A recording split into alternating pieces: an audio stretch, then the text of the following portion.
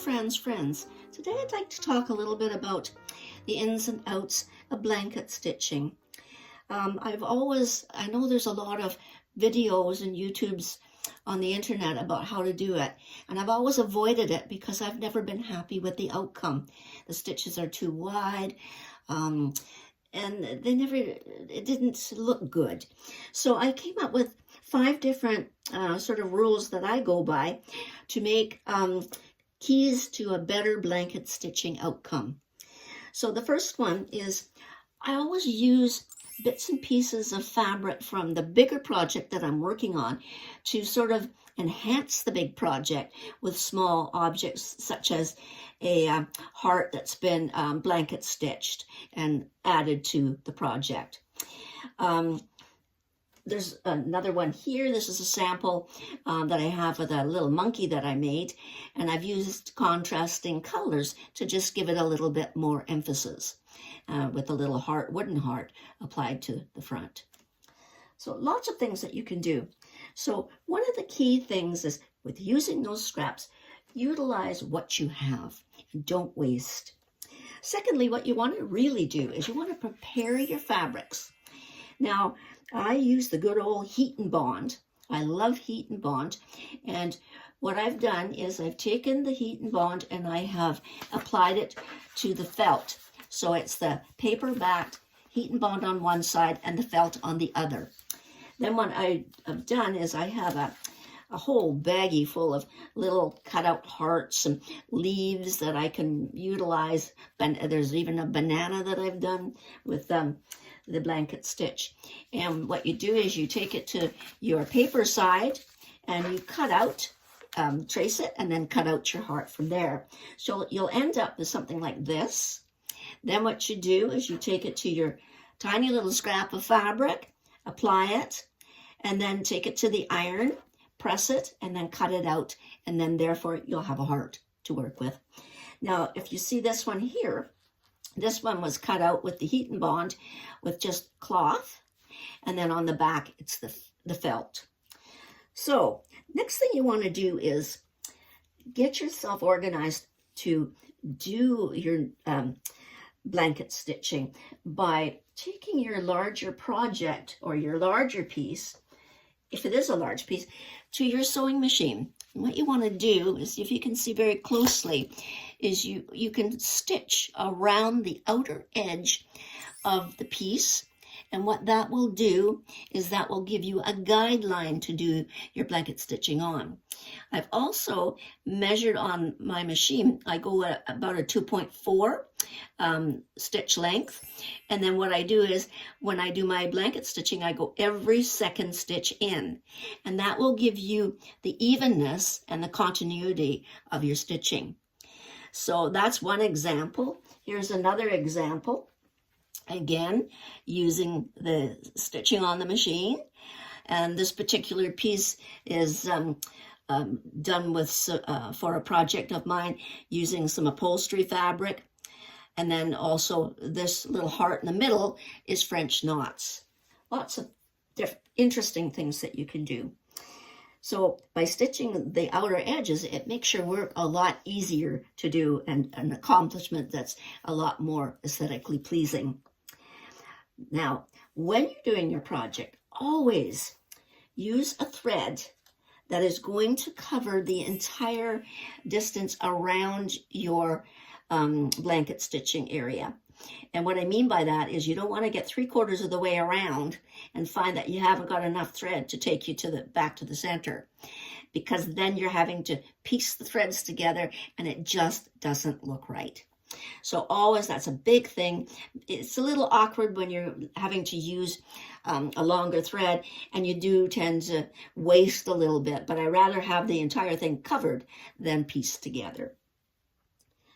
Now, the last thing, number 5 in particular, is the most important, and that's I've developed my own finger technique to give me stability, strength on the stitch, and also a way to keep the threads from getting twisted. And if they get twisted, they get knotted. And if you can't get the knot out, you're going to have to cut it. So what I've done is when I start a piece, I'll go to the back of the piece and I'll run my needle up through, usually at the very top of the heart. Then I turn it over and I will take my finger and I will bring it around the second finger. So it's just like that. If you can see that, pulling it up. Then what I do is I go closer to my stitch, and then I come underneath the stitch, push through,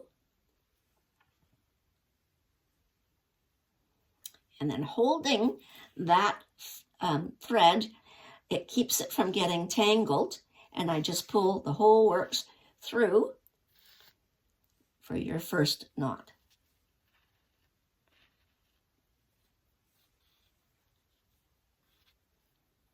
And pull it like so. Now this next one, again, finger, and then bring it like that. So you've got that good support and you've got a good firm stitch there. Then what you do is you bring your second one in. On the small ones, I don't do the sewing around the edge because it's a little bit too fiddly. So you have to, these ones you have to gauge a little bit better. Again, pulling through.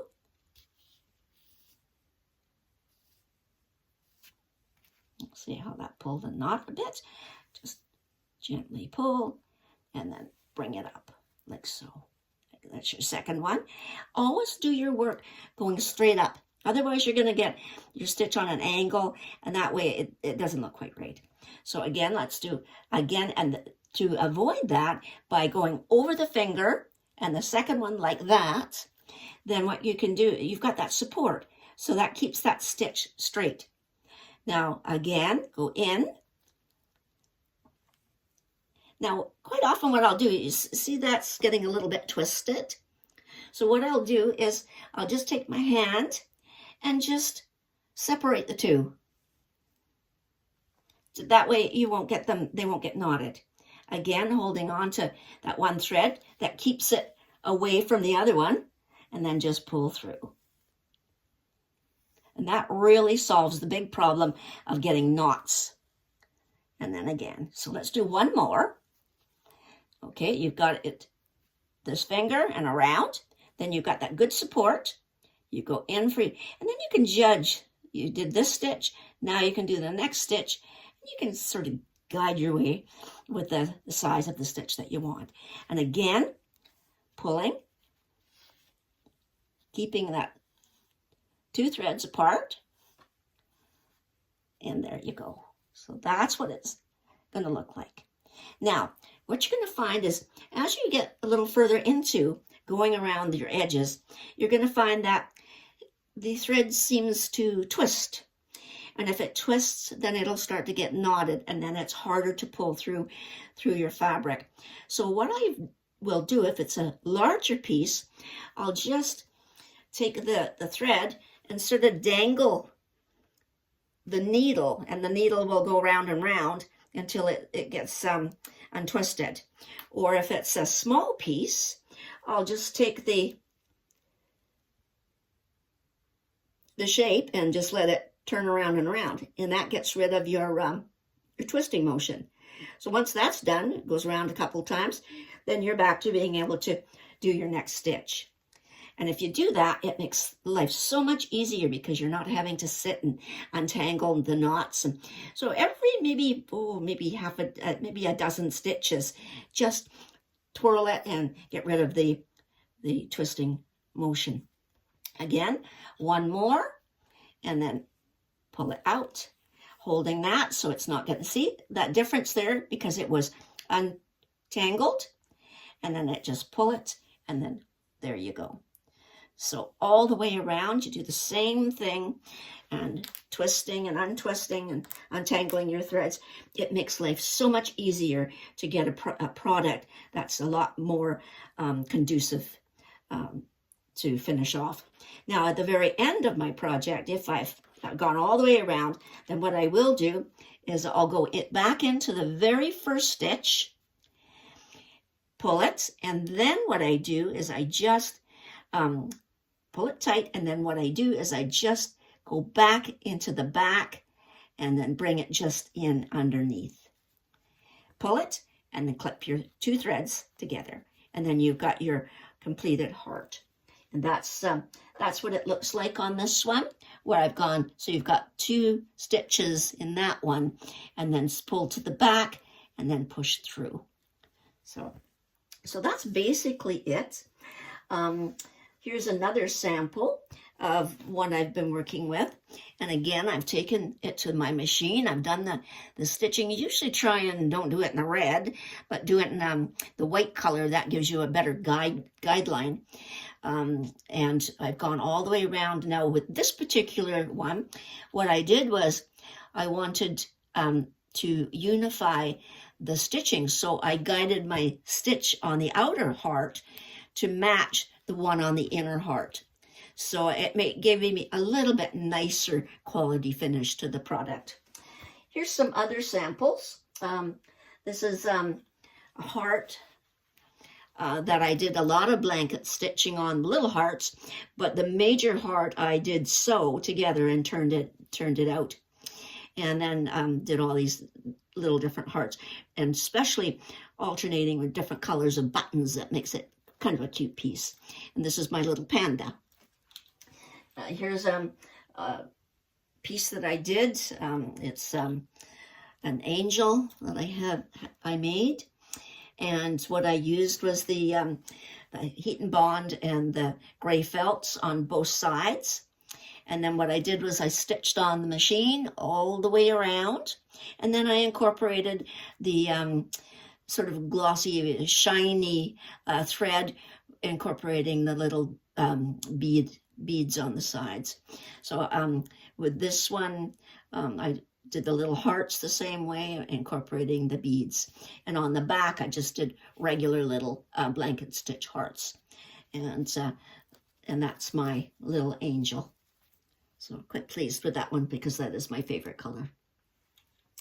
So basically, if you want quality, you have to spend the time.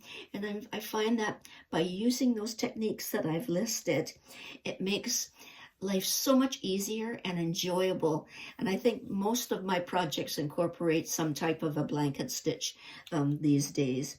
So I'd like to thank you for watching. And I hope that this helped you in your blanket stitching adventures. Thank you.